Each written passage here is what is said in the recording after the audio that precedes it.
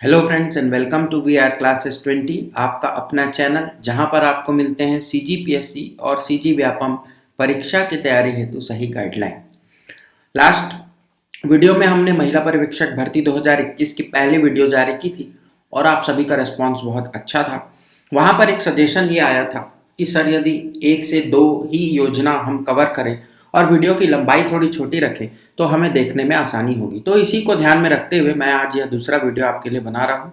इस दूसरे वीडियो में हम केवल 2 योजनाओं की बात करेंगे और आपको लिए इजी भी होगा पढ़ने के लिए। यदि आपने चैनल पर नए हैं, आप पहली बार इस वीडियो को देख रहे हैं हमारे इस चैनल पर, तो जरूर सब्सक्राइब बटन दबा दीजिए और बेल आइकन प्रेस करके आप अपने नोटिफिकेशन पा सकते हैं। यदि आपको इस क्लास की पीडीएफ चाहिए तो आप हमारे टेलीग्राम चैनल को जरूर ज्वाइन करिए। टेलीग्राम चैनल की लिंक जो है आपको नीचे डिस्क्रिप्शन बॉक्स में मिल जाएगी। Last but not the least, यदि आपने हमारे चैनल के ऐप को डाउनलोड नहीं किया है तो जरूर कर लीजिएगा। वहां पर आपको बहुत सारी फ्री क्लासेस और फ्री स्टडी मटेरियल्स अवेलेबल है। आप जरूर हमारे ऐप को डाउनलोड करिए। गूगल प्ले स्टोर पर वी आर क्लासेस 20 का ऐप मिल जाएगा आपको, या उसकी भी लिंक हम नीचे डिस्क्रिप्शन बॉक्स में ही दे देंगे। तो चलिए स्टार्ट करते हैं आज का वीडियो और जानते हैं आज की 2 नई योजनाओं के बारे में।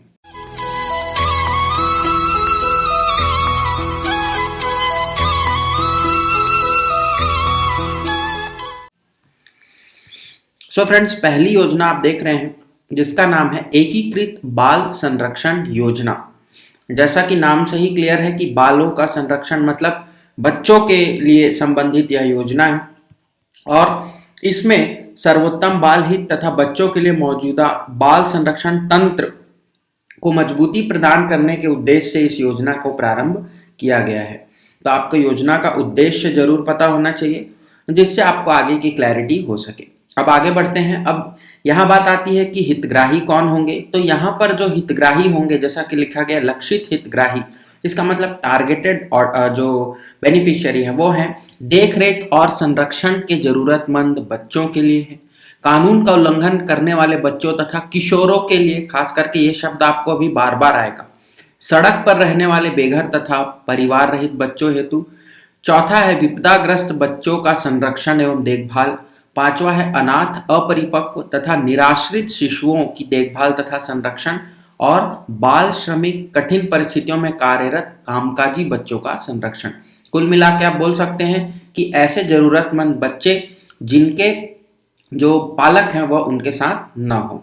अब आगे बात करेंगे कि इनके जो योजना है हमारी, उसके अंतर्गत क्या क्या गतिविधियां जो प्रस्तावित की गई हैं वह हम देख लेते हैं। तो सबसे पहले लिखा हुआ है योजना के क्रियान्वयन हेतु संगठनात्मक ढांचा। ये बहुत जरूरी होता है किसी भी योजना को अच्छी तरह से लागू करने के लिए। तो राज्य स्तर पर यदि हम देखें तो राज्य बाल संरक्षण प्रकोष्ठ बनाया गया, राज्य बाल संरक्षण समिति बनाई गई तथा राज्य स्तरीय दत्तक ग्रहण संस्थान प्राधिकरण बनाया जाना है। मतलब ये तीनों चीजें बनाई जाएंगी और वर्तमान में आप देखेंगे कि ये तीनों आपको वहां पर क्रियान्वित होते हुए दिखेंगी।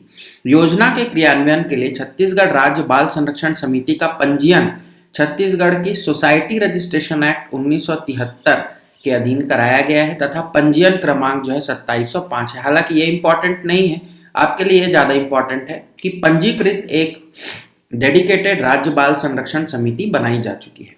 जिला कलेक्टर की अगुवाई में जिला स्तरीय बाल संरक्षण समिति सभी जिलों में गठित की जाएगी। तो जिला बाल संरक्षण समिति का जो अध्यक्ष होगा या जो हेड होगा वो कौन होगा? जिला के कलेक्टर होंगे, ये आपको याद रखना है। नेक्स्ट है सचिव, महिला एवं बाल विकास विभाग की अध्यक्षता में राज्य स्तरीय दत्तक ग्रहण संस्थान प्राधिकरण गठित किया गया है। तो राज्य स्तरीय दत्तक ग्रहण प्राधिकरण जो है वह आपको सचिव महिला एवं बाल विकास के अध्यक्षता में दिखेगा। तो अलग अलग हेड हैं, आपको जरूर याद रखना है। और राज्य के सभी जिलों के नगरीय तथा ग्रामीण क्षेत्रों में चाइल्ड लाइन प्रारंभ करने हेतु चाइल्ड लाइन इंडिया फाउंडेशन द्वारा आवश्यक कार्रवाई की जा रही है।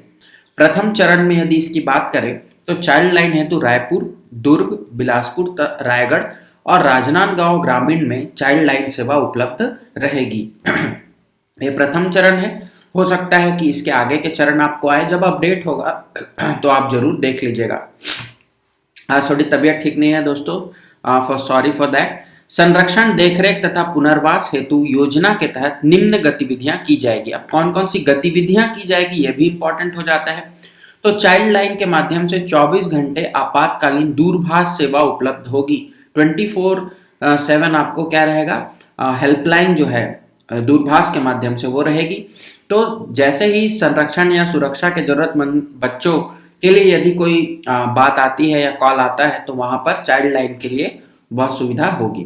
ग्रामीण और शहरी क्षेत्रों के लिए अलग अलग मॉडल होगा।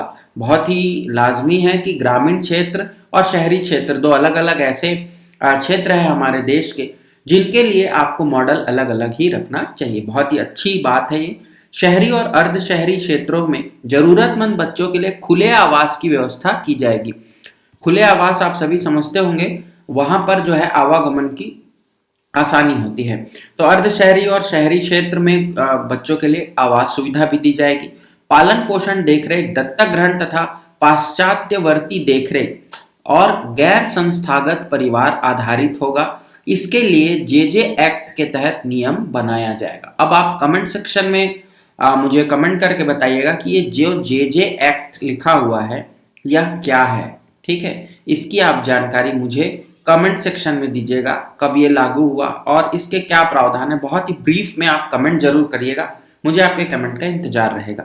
फिर है पश्चात्यवर्ती देखभाल कार्यक्रम के लिए संस्थाओं की स्थापना की जाएगी और सामान्य सहायता अनुदान भी उन्हें प्रदान किया जाएगा। तो ये संरक्षण देखरेख के लिए जो इतने सारे हमने पॉइंट्स काउंट किए वह किए जाएंगे। नेक्स्ट है आपका कि वैधानिक समर्थन सेवाएं क्या क्या दी जाएंगी। तो यदि हम वैधानिक समर्थन सेवाओं की बात करें तो बाल कल्याण समितियों के लिए आवश्यक व्यवस्था की जाएगी। ठीक है, juvenile justice board, juvenile justice अभी हमने देखा किशोर, जो किशोर जिनके द्वारा कोई क्राइम कर दिया जाता है, कोई जुर्म कर दिया जाता है, उसके लिए जुवेनाइल जस्टिस बोर्ड का गठन किया जाता है, उसकी भी आवश्यक व्यवस्था की जाएगी, लिखा गया है।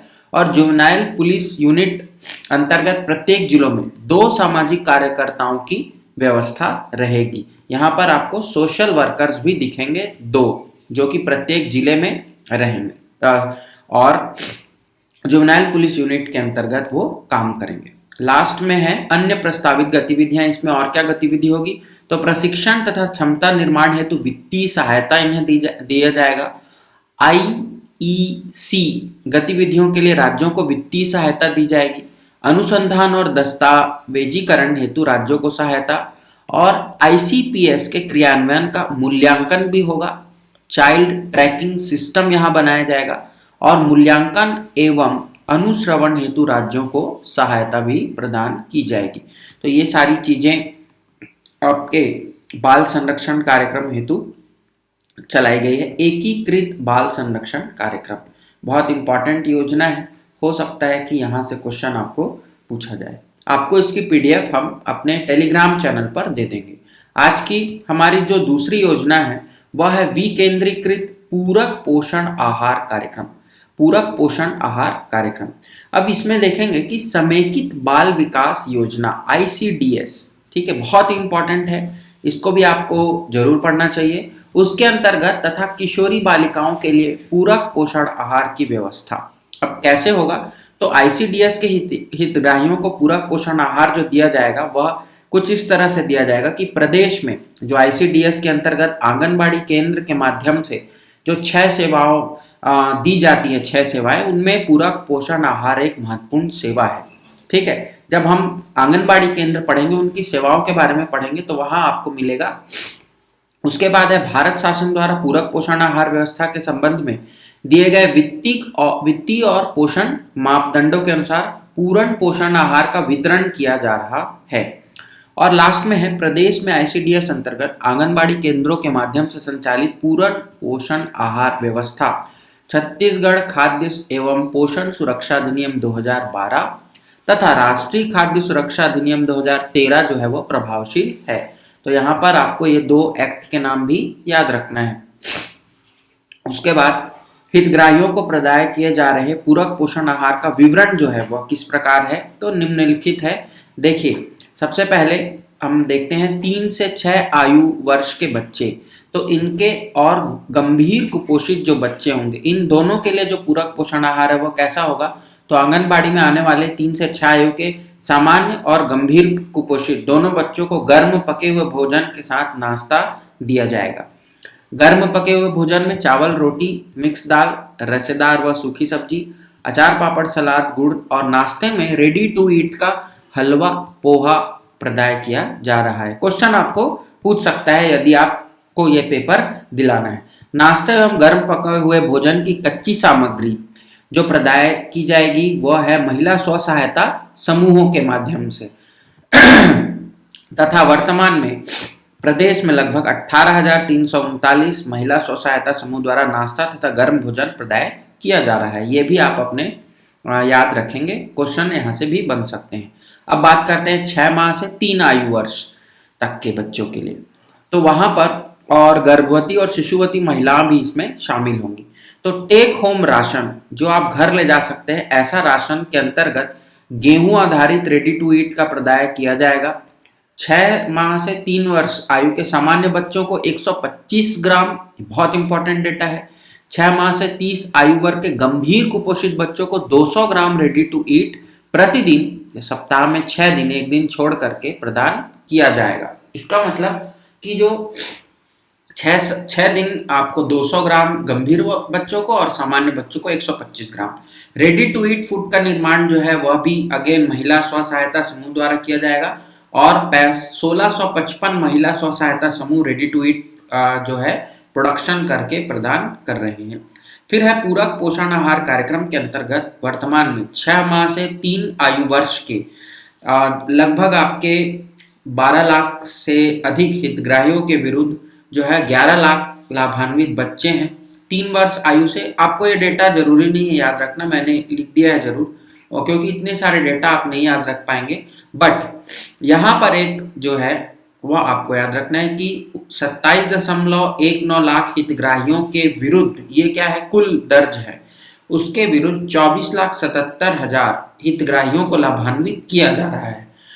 ये डेटा आपके लिए बहुत इंपॉर्टेंट है। पूरक पोषण आहार कार्यक्रम के अंतर्गत वित्तीय वर्ष 2020-21 हेतु 74,507.75 लाख रुपए का बजट का प्रावधान किया गया है। क्वेश्चन ये बन सकता है, बहुत ही इंपॉर्टेंट है, पोषण आहार कार्यक्रम की यदि बात करें तो कितने राशि उसमें प्रदान की गई है।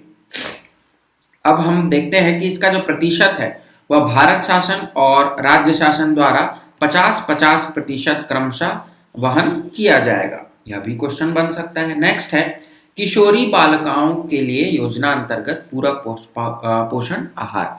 तो यहाँ पर जो किशोरी बालिकाएं हैं उनके लिए ये योजना में क्या कुछ मिलेगा, तो कुपोषण चक्र को तोड़ने के लिए उनको जो योजना के तहत 11 से 14 वर्ष आयु की शाला त्यागी, ये इंपॉर्टेंट है, किशोरी बालिकाओं को रेडी टू ईट फूड प्रदान किया जा रहा है। शाला त्यागी ये ज़्यादा इंपॉर्टेंट है और 11 से 14 वर्ष। तो इसमें जो योजना के अंतर्गत जो भी ये डेटा है ये तो आप बहुत ज़्यादा याद नहीं रख पाएंगे, बट ये आपको याद रखना है जो कि इसमें आयु वर्ग है। फिर किशोरी बालिकाओं के होने वाले जो योजना के व्यय है उसका 50-50 अगेन है आपका, 50% जो है वह राज्य सरकार और 50% जो है वो केंद्र सरकार आपकी वहन करेगी। और इसमें 2020-21 हेतु 603.8 लाख करोड़ रुपए का बजट जो है वो प्रावधान किया गया है। आगे बात करेंगे तो महतारी जतन योजना बहुत इंपॉर्टेंट है फ्रेंड्स, ये क्वेश्चन आपके लिए इस बार बनेगा, लेकिन हम इसकी चर्चा अगले वीडियो या आने वाले वीडियोस में करेंगे जब हम इस योजना को बात करेंगे। लेकिन उनके अंतर्गत जो गर्भवती महिलाएं जो आंगनबाड़ी केंद्रों के माध्यम से भोजन का वितरण जिनको किया जा रहा है उनके लिए क्या प्रावधान किया गया है इस योजना में, तो उनके लिए भी सप्ताह में 6 दिन रेडी टेक होम राशन जो कि आपका घर ले जाने के लिए तो 75 ग्राम रेडी टू ईट दिया जा रहा है। इसमें जो है महिलाओं को प्रति गर्भवती महिलाओं के लिए 13.5 रुपए है ना, और गर्भवती महिलाओं हेतु 9.50 रुपए व 4 रुपए ये जो है वो आपके राज्य निधि से दिया जाएगा। ठीक है, इस टाइप का जो ब्रेकअप है ये राज्य निधि का है, उसमें से व्यय किए जाएंगे जिसमें 8.75 रुपए राज्य निधि से व्यय किया जा रहा है। मतलब 13 में से आपका ये 8.75 जो है वह राज्य निधि से दिया जा रहा है। तो क्वेश्चन आपके लिए यहाँ बन सकता है, कितने ग्राम रेडी टू ईट भोजन टेक होम राशन दिया जाना है इस योजना के अंतर्गत। महतारी जतन योजना, जिसमें महिलाओं को जो गर्भवती हैं उनके लिए कितना जो भोजन है वह प्रदान किया जा रहा है। तो आज की इन दो योजनाओं में आई थिंक आपको बहुत क्लैरिटी मिल गई होगी और आप अपने नोट्स जरूर बना लीजिएगा। नोट्स बनाने से आपको की पॉइंट्स वहाँ याद रहेंगे और आपको पेपर में बहुत आसानी होने वाली है। तो आज के इस वीडियो में इतना ही। यदि आपको इसका पीडीएफ चाहिए तो आप हमारे टेलीग्राम चैनल को जरूर ज्वाइन कर लीजिए। टेलीग्राम चैनल में इस वीडियो के पोस्टिंग के बाद मैं वहाँ आपके लिए पीडीएफ डाल दिया करूँगा।